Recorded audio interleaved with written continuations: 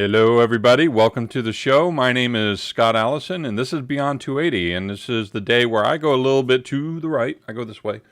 To me, that's right. And it's actually to you, that's right. So I go a little bit to the right today. Normally, my show is really all about Twitter and about social media in general, but really getting to know the people behind the avatars on Twitter.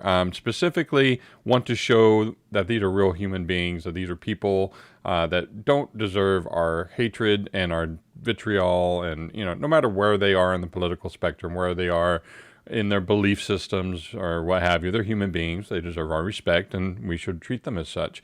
And so I want to show the world a little bit of that, right?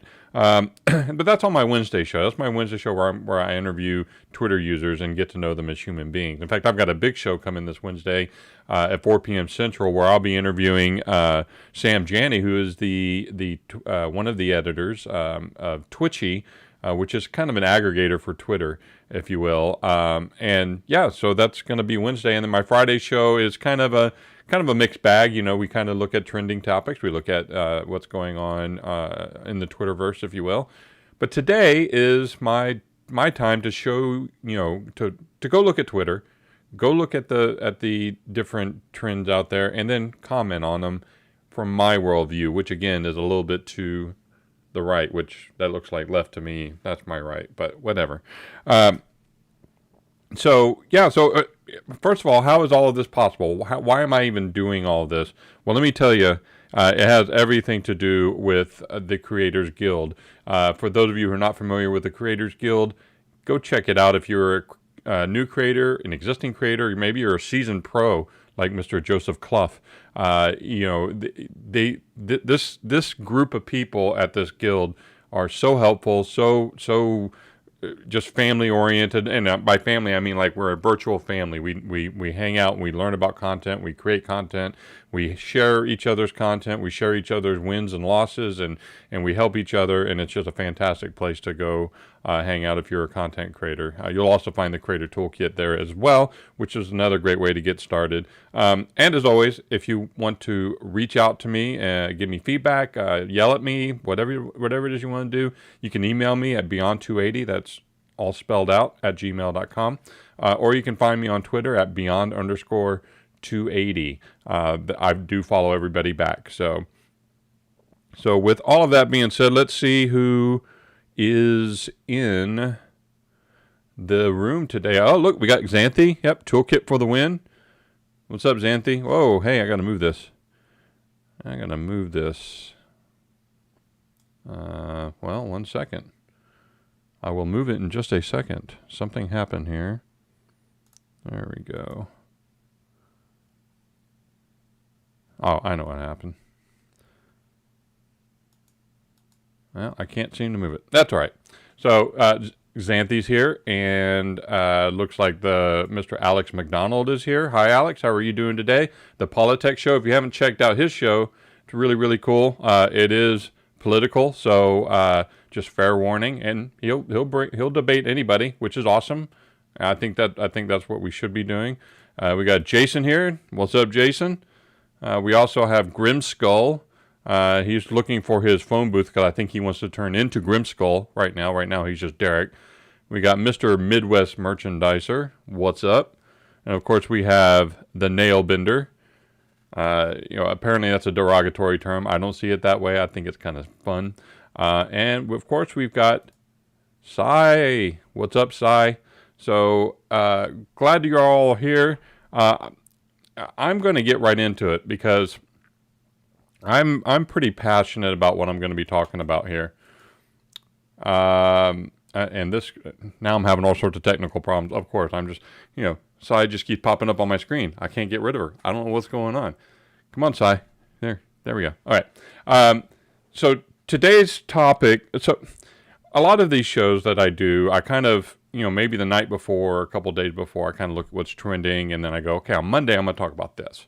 Well, I was planning on looking at doing a couple other things, maybe around race, maybe around gun control, maybe around Joe Biden. I don't know. I was planning on doing something.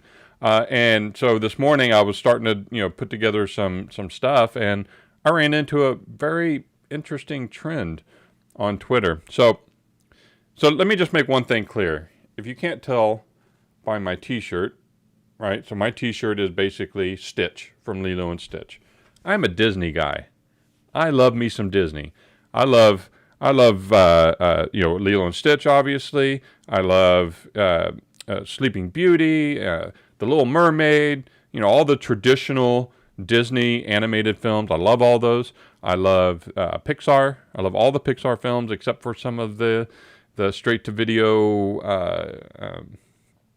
sequels and stuff like that. Not so much, but I do. I love all that. I love going to Disney World. Freaking love Disney World. I've been 3 times.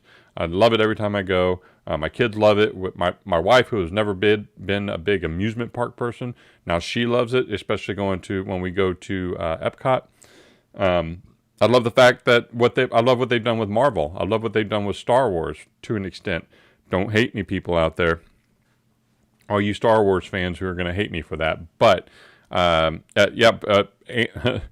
said I liked Benji. Benji was awesome. Although a little sad when that little white dog got kicked. His little girlfriend or whatever. Anyway, neither here nor there. So I love all those shows. I love Disney. Have I mentioned I love Disney? I even have a Grumpy shirt. So I've got this shirt on with my Twitch, and I've also got a Grumpy shirt, and I've got another Stitch shirt that I sometimes wear. I've got all the pins, right? So I'm a Disney guy, regardless of some of their kind of strange political stances, some of their woke political stances. Grimskull's like, don't bring up Benji. Onions. There's a little bit of dust in here. So I'm everything Disney. I'm all about Disney, 100,000%. And despite some of the stupid things they've done recently, the Gina Carano firing is one. Just kind of the whole China situation, and how they're kowtowing to them. So it's a part of my life. It's just a part of my life. It always has been. I used to get made fun of it as a younger adult when I was in my 20s, but now people understand. People get me now. So I was shocked this morning when I saw that Snow White. Snow White and the Seven Dwarfs, the movie Snow White and the Seven Dwarfs.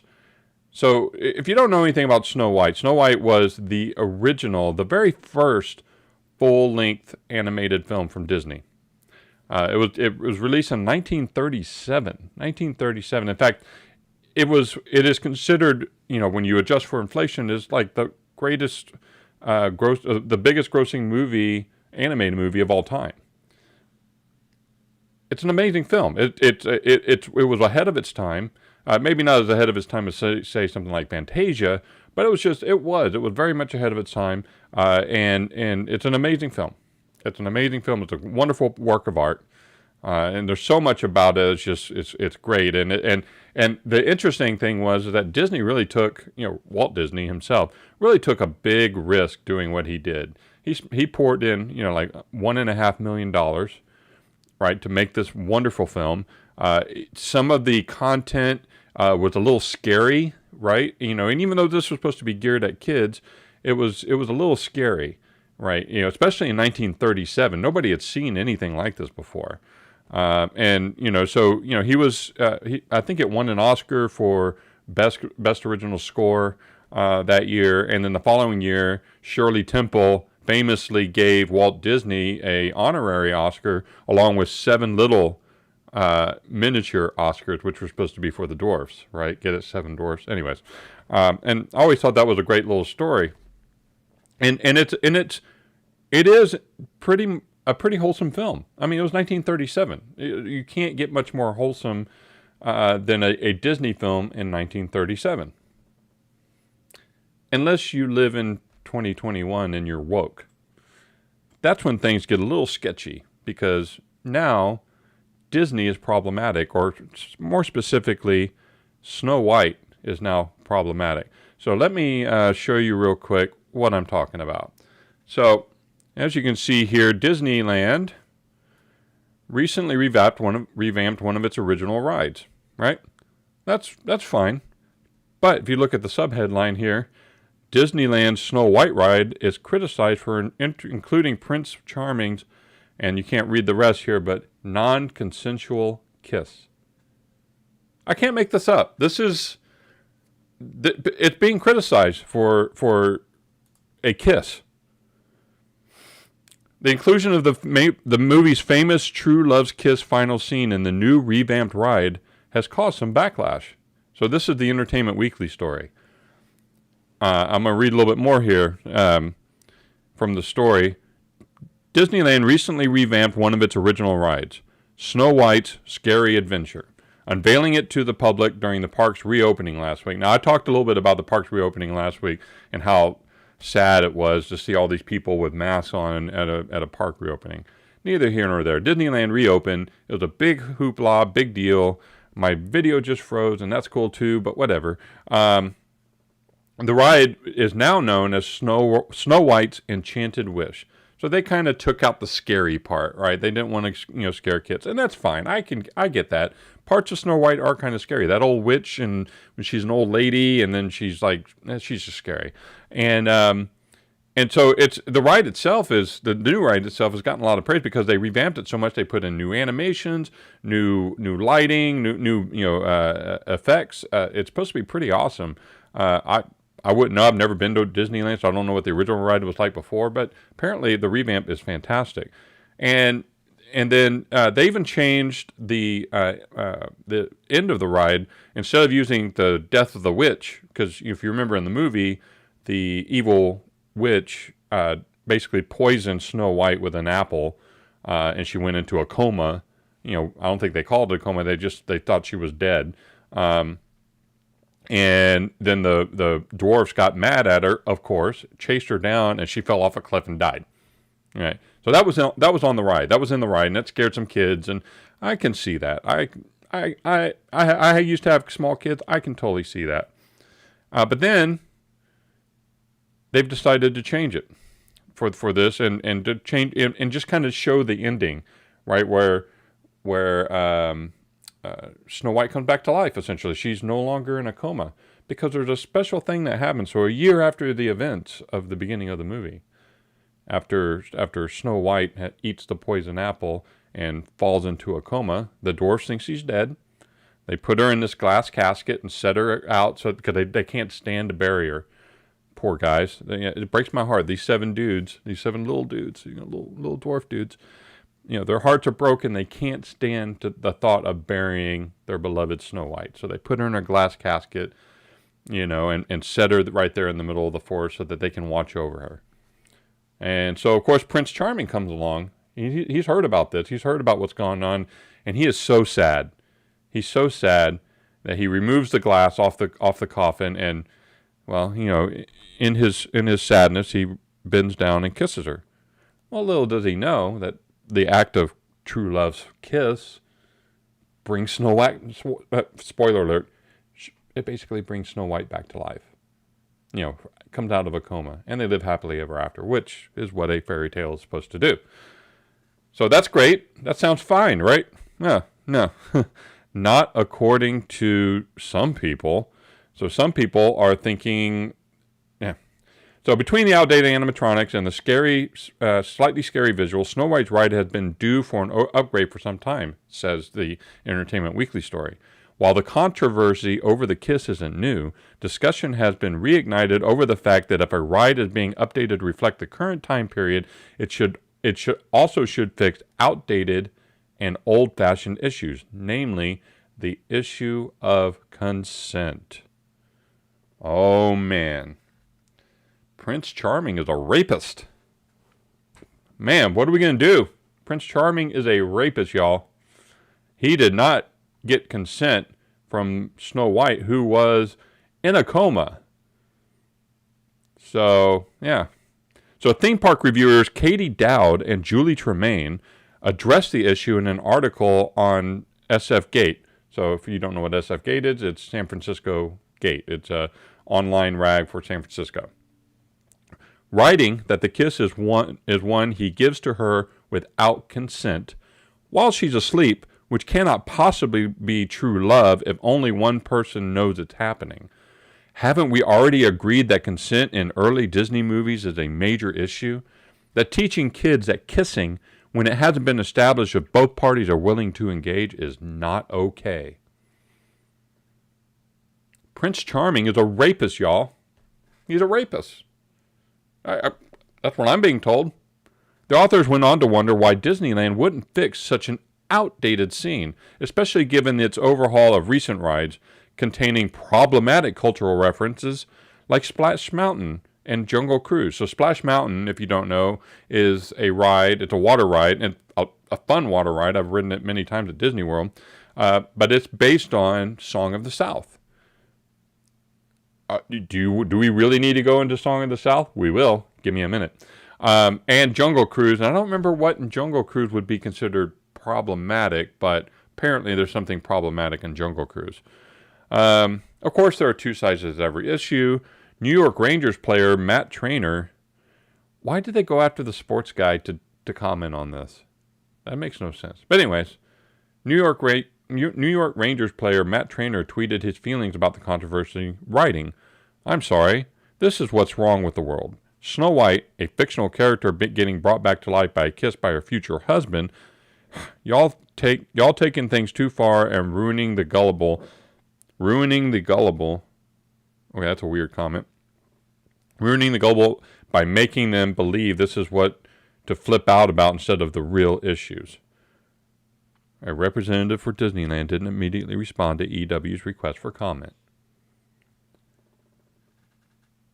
So let's get this straight.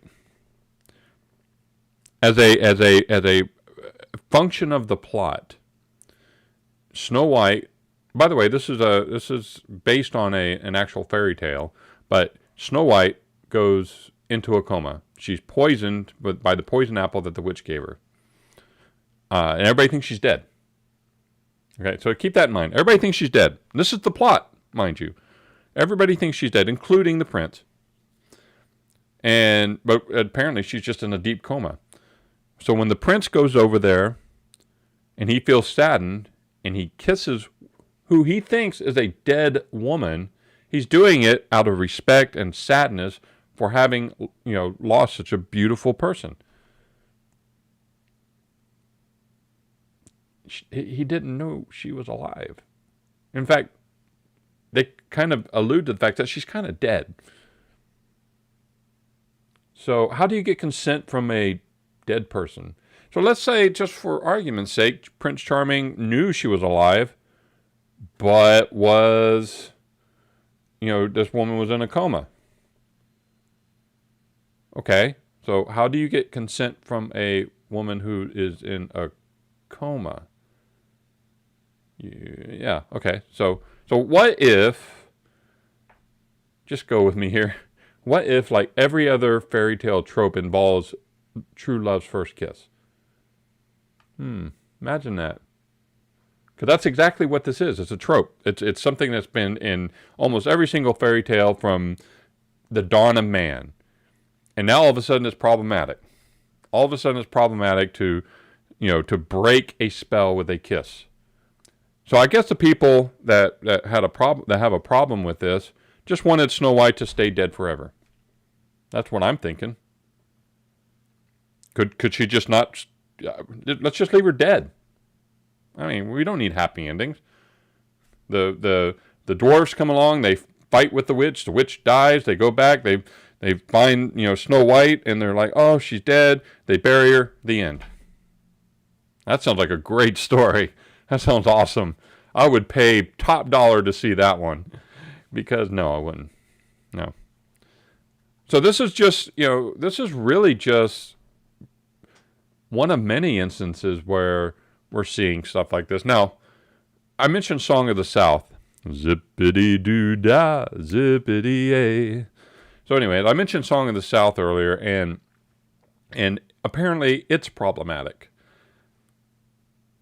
Okay, let's go with that for a second. It's problematic because there's a happy black man, Uncle Remus, who's telling the story of Brer Rabbit and Brer Fox. And he's a black man, and he's telling a story about and he's telling stories, and there's some singing. Apparently, it's racist that a black man should tell stories. I still don't understand this one at all. I've struggled with this one for a long time. If you've not seen Song of the South, it's a story about Uncle Remus, and he's a kind old man, old black man. This is set like in the 1870s, 1880s. So slavery is done. There's no slavery going on here. This is post Civil War, and he just tells a young boy stories about this Brer Rabbit character, and get how he's outwitting Brer Fox and Brer Bear. I love the names. Brer Fox. So Brer is actually short for brother. So Brother Bear, Brother Fox, Brother Rabbit. And what's really interesting about this, and why there's still so much uproar over Song of the South, is that these tales that Uncle Remus is telling in this movie, they're about as African American as you can get. In fact, the entire Brer Rabbit trope is from Africa. These are oral traditions that tribes told their kids, and just got moved to the United States. This to me is a celebration of black culture, not some sort of thing to hide and erase and all of that. But this is the world we live in. This is the world we live in. We want to erase the things that make us uncomfortable, right? We want to erase those things, and it breaks my heart. Yeah. So Brer Rabbit, if you don't know, you can go look it up. It's pretty interesting. It's an oral tradition passed down by African Americans. I'm reading just the wiki page here of the southern United States. He's a trickster. But if you look at the African origins, the Brer Rabbit stories can be traced back to trickster figures in Africa, particularly the hair that figures prominently in the storytelling traditions in West Central and Southern Africa. So these are stories that Uncle Remus is telling that they should be celebrated, because these are history. These are historic. These are people passing down this oral tradition. I just don't understand this. I just don't understand it. I don't understand it. So it's because and the reason why is because they're showing a black man being happy, and it's 1870s, and everybody thinks it's a slave era, and why is he happy? He's a slave, but none of that is true. This movie is set in the 1870s, which is post slavery, and then the stories that he's telling are based in African traditions. So to me, it's a celebration. So. Yeah, so Song of the South. That was one that got canceled quite a while ago. It was before cancel culture was really a thing. The other thing is, which I find kind of interesting, is Disney actually went about the cancel culture thing on themselves. So it's not 100% cancel, but they kind of did this to themselves as well. So back in October, Disney Plus, they targeted a handful of movies that they felt like were problematic. So they put these disclaimers in front of the following films: Dumbo, Peter Pan, Swiss Family Robinson, The Aristocats, Fantasia, The Jungle Book, and Lady and the Tramp. These are all just awful, awful movies. Awful movies. In fact, this article from Variety says in October of 2020, Disney Plus added a new content warning that appears as a slate prior to several older movies on the service that contain racist depictions. So, this is why the left is shooting themselves in the foot on this. When you call everything racist without real evidence of any kind of racist, meaning or racist intent, then guess what? Racism doesn't mean anything anymore. It doesn't mean anything to me, that's for sure. I get called racist all the time. It doesn't mean shit. It doesn't mean shit. So they're calling these depictions in race in these movies racist. So most of these movies were made prior to 1960. So context is one thing. It was generally accepted. So like in the case of Dumbo, there's these crows, right? And they put on a minstrel show, which if you don't want to know what a minstrel show is, go look it up. But it was basically lampooning blackface. That's exactly what it was doing. It was lampooning blackface, making fun of it. And the leader of those crows, his name was Jim. Imagine that. So somehow that's racist. Lampooning is racist, especially during the time when it was more generally accepted. This sort of thing was just generally accepted. So you can't really call it racist. It's not racist. It's lampooning. There's a difference.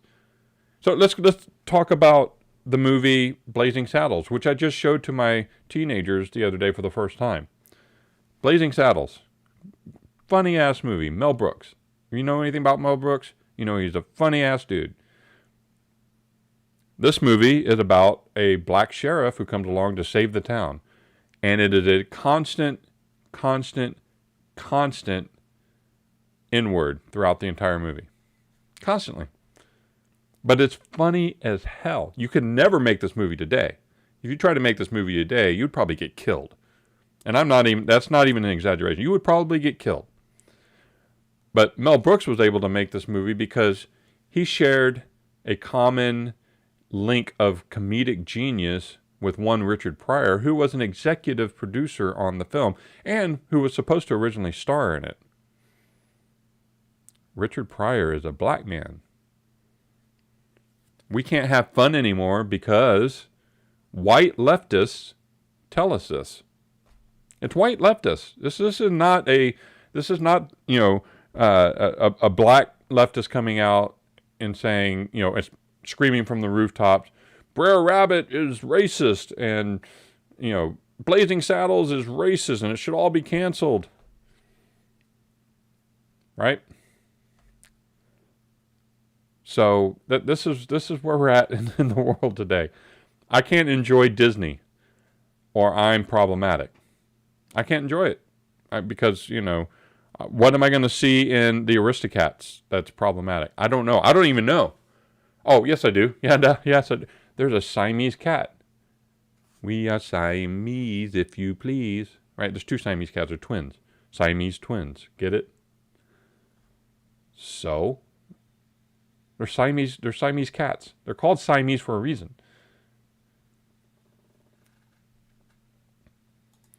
So Chef chimes in here. Mel's History of the World is another favorite of mine. Yeah, Mel Brooks is an amazing comedic genius. He did a movie with a musical number with Hitler as the star. Do that today. Try it. Go ahead. I double dog dare you to try that today. There's no way. There's no way you could do that today.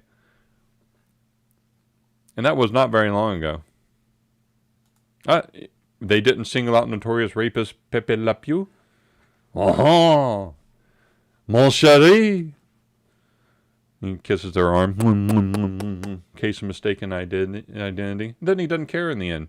If you find out the cat, he still loves her. That's diversity, man. That's diversity. That skunk loves that cat regardless of what species she is. Oh my goodness. What's problematic with Lady and the Tramp? Anybody know? Does anybody know? I sure don't. So let's play a little game. I love playing games. This is so much fun. Play a little game. So let's say we allow this. Let's say we as a society say it's perfectly okay to erase Song of the South. Let's erase Snow White. Let's erase that Dumbo. Let's erase that. Okay, cool. All right. Well, let's say we go, okay, sure. Let's do that. Oh, by the way, let's also erase some Civil War statues. Let's erase those. Let's get rid. We don't need to know about that stuff. We don't need to, it's all problematic. We need to erase it. Okay, cool. I'm going to erase slavery. Let's erase slavery. What's that? You can't erase slavery. Why not? It's problematic, right? Slavery's problematic. I'm pretty sure slavery is a bad thing. So let's just not talk about it anymore and just forget it existed. I think that's what we should do. I think since we're going to pretend that minstrel shows didn't happen, right? We're gonna pretend about that. We're gonna pretend like in Peter Pan. We're gonna they used very stereotypical imagery of the Indians or Native Americans or Redskins, but they use kind of stereotypical imagery in that film to show what they look like and how they acted. Again, context is everything. It was the time. This is what people knew. They only knew the stereotypical stuff. And it wasn't racist. It wasn't racist. They were not, belittling them and saying that we should have slaughtered them, or we should go to war with them, or they should be marginalized or anything like that, because that's racism. Racism is not depicting somebody in a stereotypical fashion. That's not racism. So we should erase Peter Pan because of that. But we should also erase slavery. We should erase what happened to the Native Americans in the first place, because that's problematic. I think it's problematic, right? Don't you? Don't you think that's problematic? You know what? I think we should erase the end of World War II when we dropped the bombs on Hiroshima and Nagasaki. I think we should erase that. It's not important. No, it's bad. Bad bombing people. It's bad. But it should be erased because we don't need that. We don't need that. It's problematic. Yes, we are erasing history. I love you to death, Kevin, but we are absolutely erasing history. No one is saying, hey, let's take down Civil War statues and put them in a museum. Nobody's saying that on the left. They're saying tear that shit down. Tear it completely down. We don't need to know that this period happened. We can't. You can't even be a band and have the word antebellum in your name anymore because you get canceled. For what? For what? A statue is a reminder of history. It's absolutely a reminder of history. I've never looked at a statue and not read the plaque, because the plaque always talks about the history. It's not about the individual, especially when it comes to Civil War heroes. So let's just keep that in mind. The victors always write the history, right? But that's not really 100% true when it comes to Civil War. When it comes to Civil War, you got people on both sides that say, this happened and this happened. But the overwhelming feeling today is that the South was totally 1,000% in the wrong. And they should be erased for it. That history should be erased. So let's not put the statues in museums. Let's not take down, anything commemorative. Let's take down anything commemorative. Just take it down and forget about it. That's what this is about. It's about feelings. It's about being hurt. So William Adcock says, it was never put to a negativity toward people. No ill will was ever intended. People are just being butthurt because they have all the time in the world to go out and judge anything and everything because they don't have jobs, too busy letting everyone else support them. That's pretty tough. That's pretty hardcore. Alex says a state statue in my county was taken down under the premise that it would be moved and re-erected in a more appropriate historical venue. Of course, it wasn't re-erected. Obviously, I mention it every now and then just to keep our chairman on his toes. Right. Because they have no intention of following through on that because people are hurt. People's feelings are hurt. People are offended. People, I say this all the time, people choose to be offended. Snow White is almost as wholesome as you can get. Now, people are going to say, why are you making such a big deal about Snow White? It's not that big a deal in the grand scheme of things. It's just one of the many symptoms of the cancer in this country that is invading everything. It's invading everything. You can't have an opinion anymore. You can't have a thought anymore that goes against what is, the norm, even though it's not really the norm. If you have a differing viewpoint of anything, doesn't matter what it is, you should be canceled. And that's what this is. This is just one little example of the overall problem of trying to erase things that you don't agree with. I would never in a million years, to the people that reviewed this ride and made those comments, I would never say, holy crap, that's awful. I'm so offended. We should cancel that publication where you made that review. It should be complete. In fact, you should lose your jobs. I would never do that. I would never do it to Richard Spencer if he started writing his new, Nazi manifesto or whatever, and he decided to publish it somewhere. I'd be like, you're a dumbass, but you can do whatever you want. You can write whatever you want. You can create art however you want.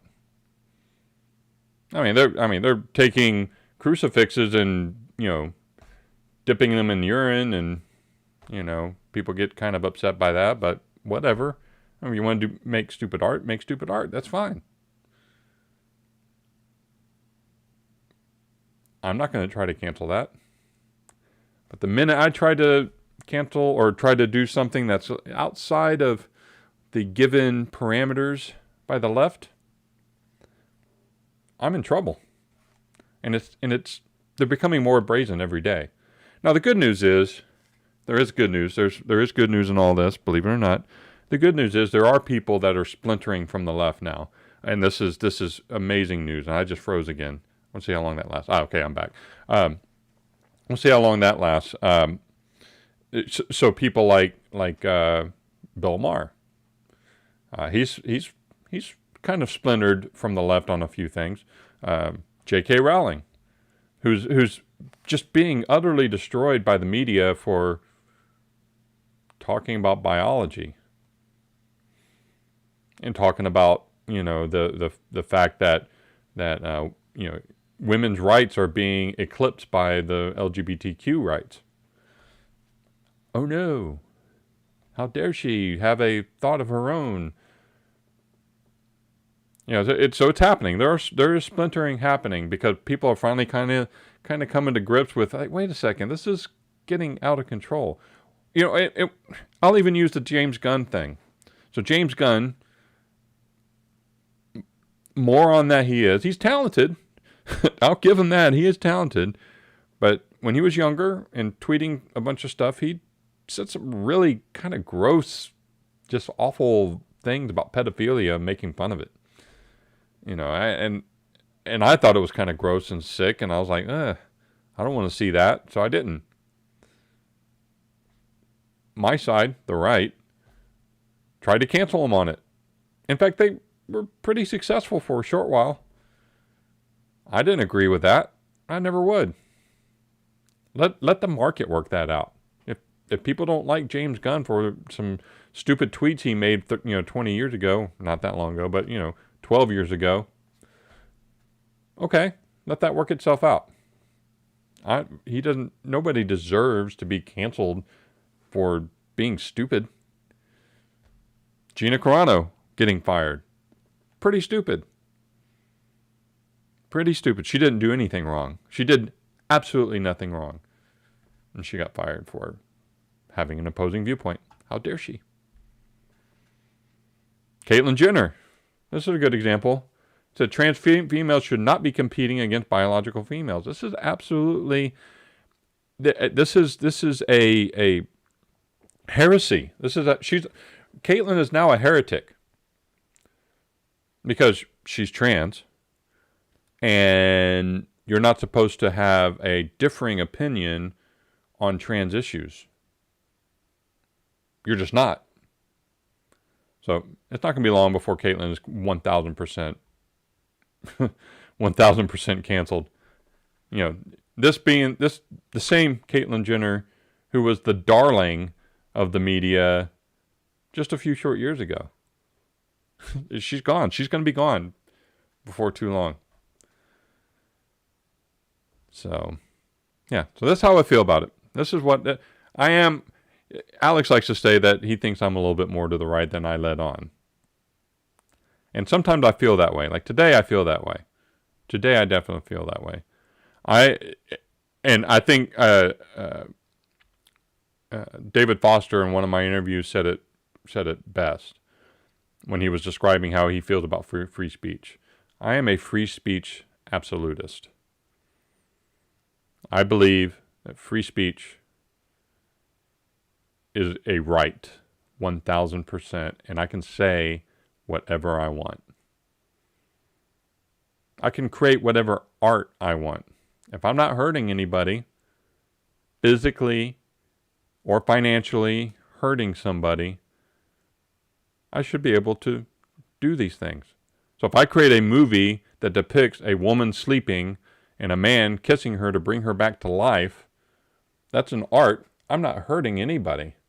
I should be able to do that without fear for losing my job, losing my livelihood, losing my income, losing the rights to my film, whatever. I'm absolutely a free speech guy, an absolutist.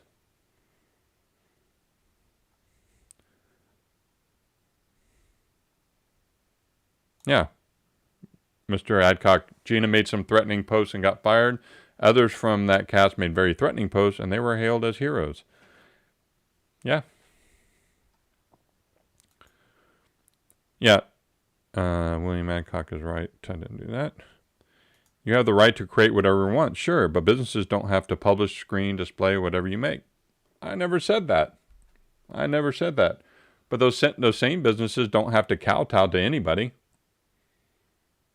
They don't have to try to make it their mission in life to destroy you, which so many people on the left want to do. They want to destroy other people. They want to hurt other people for having a different viewpoint.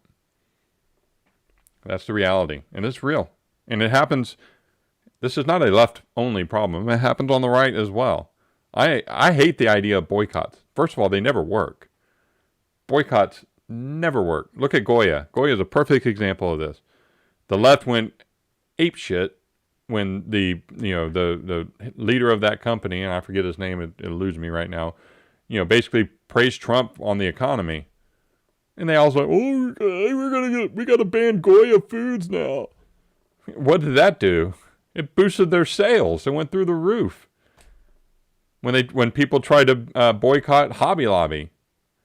Remember Chick-fil-A? Remember the whole Chick-fil-A fiasco? When they tried to boycott Chick-fil-A. I kid you not, there were lines around the block to get into Chick-fil-A because people wanted to support them so badly. Boycotts do not work. And boycotts and cancel culture are basically the same thing. They're basically the same thing. But you can really hurt somebody's reputation by lying about them, by, spreading falsehoods, or by, smearing them for having an opinion. That's the world we live in today. So, again, Snow White, the kissing scene, non-consensual, Prince Charming, the rapist. It's a small thing. But it's a symptom of a larger, much more dangerous problem. And it all stems from the political correctness, that we've been dealing with for the last, 20 years. To me, political correctness had been the beginning of the degradation of our society. And it's accelerated in the last 10 years. And now it's turned into cancel culture and turned into, shutting down opposing viewpoints. If a college invites a conservative speaker, that conservative speaker gets shut down. He gets his life threatened. They hold riots, because somebody has a differing viewpoint. This is not a small thing in the grand scheme of things. I mean, it is a small thing in the grand scheme of things, but it's a indicator of a much larger problem. And the only way we address it is with love, with understanding, with open debate. Open debate. Not me shouting you down, you shouting me down. Open debate. Exchanging of ideas. These are all things that the left hate. This is all the things that the left hate. And when I say left, so let me make this very, very clear. When I say left, I'm not talking about your average, left of center, socially, liberal person. I'm talking about leftists. There's a big difference. There's quite a big difference. Unfortunately, the Democrats and liberals, they've been hijacked by leftists. And that's who I'm talking about. Those are the people that you cannot have a differing viewpoint, because if you do, you're attacking their religion. You're attacking their worldview, and it's heresy. You basically become a heretic in their eyes. When you get to the point where you have elevated a public servant above everything else, like they did with Barack Obama, like they're trying to do with Biden, not very successfully, but the way they do that with all of their political leaders, when they deify their politicians and their political leaders, that's a problem. And that's why when you have a differing viewpoint from those people who do that, you're basically attacking their religion. And that's a big no-no, as we have seen over the centuries. Attacking another person's religion turns into a big bloody mess. So, again, small thing, larger problem. Thank you guys so much for coming. What time have we got? We got a few more minutes to chat. So if more businesses were ran like Chick-fil-A, they would be successful businesses out there. Just saying. This is true. I've never... I can't think of a single time I've had a bad experience at Chick-fil-A. Chick-fil-A is awesome. And what I love about Chick-fil-A is the food's good. I mean, I'll give them that. The food's good. I like the food. But, as far as food goes in general, I can go get, really, really good food at a restaurant right down the street instead of going to Chick-fil-A. But I go to Chick-fil-A a lot of times because I'm having a crappy day and I want somebody to be nice to me. And the people at Chick-fil-A are nice. Right? They treat you with respect and they treat you nicely, and they when you say thank you, they say my pleasure, and you walk away and you've got your chicken and you got your waffle fried and your iced tea, and you're like, wow, that was a really great experience. And that's sad at the same time, right? Because we're so used to going to McDonald's and basically, here's your order and just throwing at you and whatever. We don't care about you. Just move on. Can you move? The next person needs to order. It's so refreshing. It's actually starting to catch on. I've noticed some other restaurants are using the My Pleasure tagline, if you will, whenever they're talking to customers. And I think it's finally starting to catch on that customer service is now a thing again. I think customer service is starting to kind of creep back. And this is another thing that's going to make leftists crazy, because they don't want us to have happiness and joy and good fuzzy feelings, because that's a Christian company. Fuck them, right? So, William, when I get into talking to someone online, they start going crazy and just start spewing nonsense. I just stop arguing and tell them I love you. That does drive me nuts. Yeah. So, I've tried that in the past as well, and yeah, it doesn't really diffuse the situation, but I get a lot of laughs out of it, because you know what? I do love him.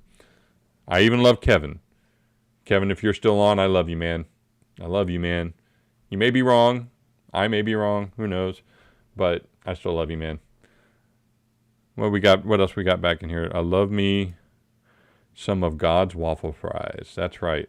They are God's waffle fries. They're delicious. I mean, so you got some delicious Jesus chicken and God waffle fries. Right? And you got angel juice, that iced tea, that angel juice is so chef's kiss, right? Yeah, that didn't, so boycotts did not really work very well for Chick-fil-A and Goya and other, large companies that were like, first of all, you're reacting on something that is ridiculous. And second of all, they just don't work. I've never seen it work. The black bean champ, that was awesome, in my opinion. So if you've ever had Goya black bean soup, almost as good as homemade. Almost as good as homemade. It's so delicious. So my wife is Latina, and she's got her dad was from Cuba. Lots of black beans, lots of pork and chicken, and her mother's from Nicaragua, or her mother's Nicaraguan. Her family's from Nicaragua. Again, a lot of black beans and rice and chicken and pork and all sorts of deliciousness. Well, her mom makes amazing black beans. Goya's black beans are almost as good as those black beans. They're delicious. Absolutely delicious. Yeah, the only one that really made a dent in was the NFL, and they lost a fortune. Right, and then they backed off. So the NFL backed off on a lot of their woke stances, and I think they're going to come back. I think they're starting to rebound some. Hey, William, I appreciate it. Thank you very much. I have style. I've never been told that. That's new. That's absolutely new. Because I'm about as stylish as a glass of water, right? I'm very plain vanilla. That's new. Wow. I'm speechless. Very speechless. Well, with a name like Munoz, of course your daddy was from Cuba. How you doing, Danielle? And your mom taught Alex to make black beans. Nice. So that's is this Danny from the Polytech show? I think it is. I can't zoom in on the comment picture there. I can't tell if that's you or not. And then, yes, she did. And now I make the second best black beans. Nice. Love black beans. I'm so lucky I'm married into a Latin family because I love Latin food. All manner of Latin food. Mexican and Central American and Cuban and Caribbean and you name it. I love it all. So Nailbender says no one loves Kevin, by the way. I love Kevin. I do. I genuinely. In fact, I love all the people that are here. I love all you guys. Y'all are all awesome. Yeah, the NBA has backed off somewhat. Now the players have not. But the NBA itself has kind of backed off a little bit. And just a quick FYI, I was born in Guatemala, adopted and naturalized into a wee babe, raised by a bunch of rednecks. All right, rock on. Hey, you know what? There's a lot of Hispanic rednecks in Texas. You go down to the valley, and you go in Central Texas and South Central Texas. A lot of Mexican rednecks, a lot of Hispanic rednecks. Cool people. They're awesome people. In fact, my in-laws have a 30 acres down there, and their next door neighbor is a gringo like me, and married a Hispanic woman, and they have huge parties at their house all the time, and we go over there, man, it's a blast. The Hispanic people are just awesome in general. They're just awesome in general. Guatemala. William is one of the coolest people I've met recently with a remarkable life story. Well, I mean, you were born in Guatemala and adopted and naturalized into a redneck family. That story alone is actually pretty awesome. It's really, really awesome. So I missed a bunch of comments. I'm going to scroll back through some of these and see what I missed here. If things get erased, so Jason Kruger said, if things get erased, how are people meant to learn from the past so we don't do it again in the future? Right. So that's the other thing. So I didn't even bring it up in my spiel here, but the 1619 Project, right? Talking about the real, roots of America, and it's revisionist. It's absolutely revisionist. In fact, it's been panned now widely by scholars and historians and the like, because it's not accurate. But that's what the left, and again, I'm not talking liberals, I'm talking leftists. They want to remove that history. They want to make everybody hate themselves. It's just the reality. They believe in white guilt and white oppressors and that sort of thing. So they come up with stuff like this, the 1619 Project, to make us feel bad about ourselves. I don't feel bad about myself. Number one, I never owned and never would ever want to own a human being. That's ridiculous. Number two, the 1619 Project is bullshit. It's almost entirely fabricated with some sprinkled in truths to make it seem real. So that's their version of wanting to erase things. They're basically erasing history and trying to replace it with their own.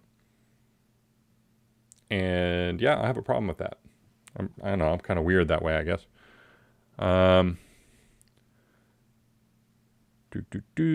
What else we got in here? A statue in my country. Oh, we already talked about that. In your county.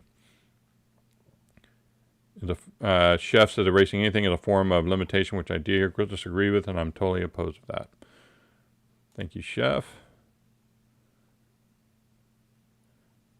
Did you happen to see the communists marching in Austin? I wouldn't try to stop them. They have every right to be imbeciles. Yeah. No, so I went to, so if you don't remember, I think, what year was it? I can't remember what year it was. Maybe 2009. Glenn Beck had a big rally called Restoring Honor. Anyways, he had a big rally in D.C. I mean, there was hundreds of thousands of people there. It was really cool. And I didn't. I'm still not a big follower of Glenn Beck, but I went with my cousin who really wanted to go, and I was like, I haven't been to D.C. since I was a kid. I'd love to go to D.C. It'd be fantastic. And I got to see some of the sites. Went to the Holocaust Museum, which, by the way, if you've never been to the Holocaust Museum in D.C., first of all, take 3 or 4 hours out of your day to go do it because it takes a long time.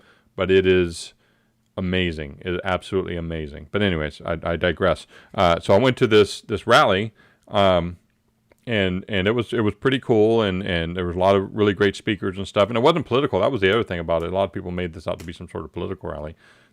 Politics didn't come into the conversation at all for any of these presentations.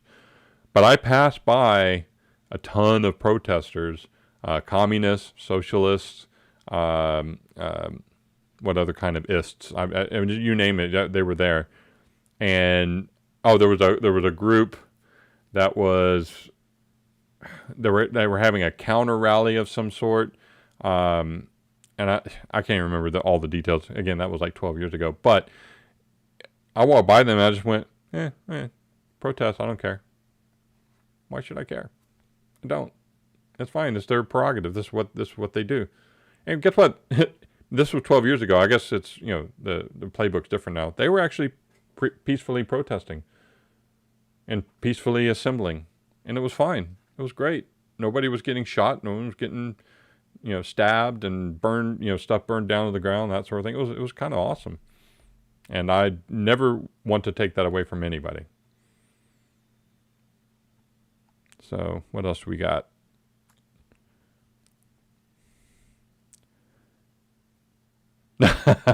Sigh. Hispanic people are just awesome. I'm listening. It's true, though.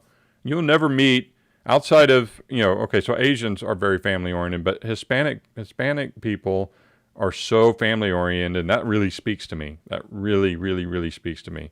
I've never been, so let's put it this way. You can be walking down a street, with a neighborhood, right? And there'll be a party going on, and it's a Hispanic family, and they've invited, all their friends and other family members, and you could be walking by, and they will grab you by the arm and pull you into that party because that's how cool Hispanic people are. And that's happened in real life. That has absolutely happened in real life. Sounds like a Mel Brooks movie. I love it. Mel Brooks is awesome. He's really old too. I think he's like 98 or something like that. Really old now.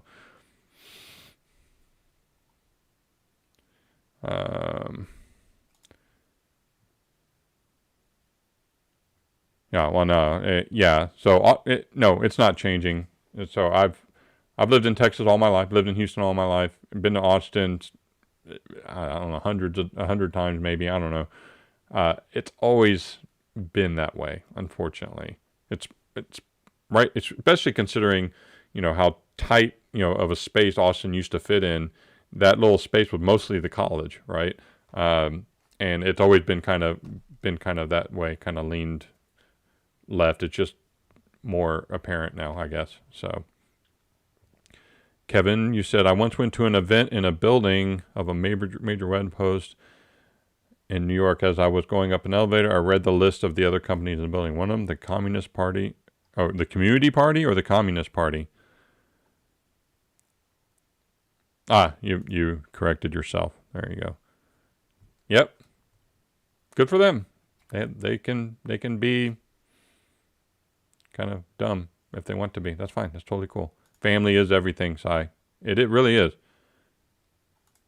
Yeah, the entire street. And you know what I'm talking about, Sai. At some point, in fact, our neighbors in the house that we used to live in, my son befriended their son, and they were a Hispanic family, and they always wanted to have block parties. So it's like, just invite everybody, don't care, black, white, woman, man, child, whatever. Everybody came over and drank and partied and ate and stuff. It was fantastic. Yeah, so the entire street, yes, it turned, these parties, these Latin parties turn into just great love fest. They're awesome. So, well, I'm going to wrap it up here, guys. Man, this was a great interaction. I love doing this.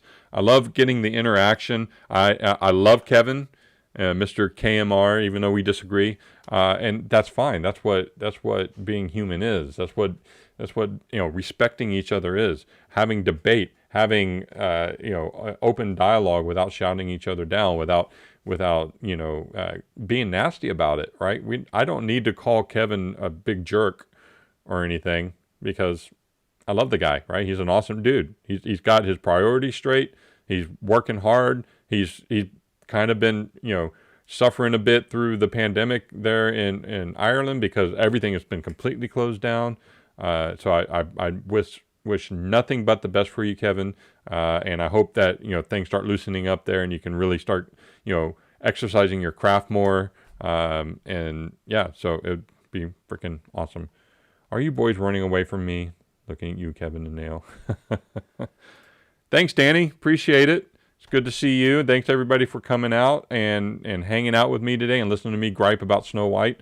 Again, I will be back on Wednesday. Our show on Wednesday is going to be at 6 Central instead of 4 Central. And the reason why is because Sam has a prior obligation for that interview. So I'm setting it up a little later so that we can accommodate her. So, and this is a big deal. This is her job. So if you don't know who Sam Janney is, I mentioned it. She's an editor on Twitchy.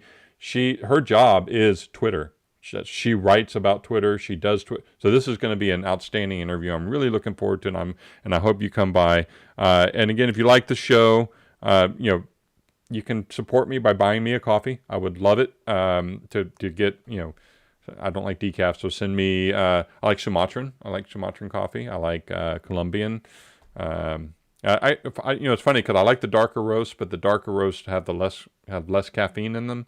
But I like the taste of the darker roast. I don't know. I'm weird that way. And again, be sure to check out. Oh, and that didn't work. Be sure to check out. There we go. The Creators Guild. If you are a new creator or an existing creator, come and hang out with us. We would love to have you. We're creators from all over the world, sharing ideas, sharing the tech, effing the tech. And we're also that's where also you can find the Creator Toolkit from the Impartial Geek, David Foster, and he will get you set up with what you have. He will show you exactly what you need to do to get going live or get going creating content with the stuff that you have already.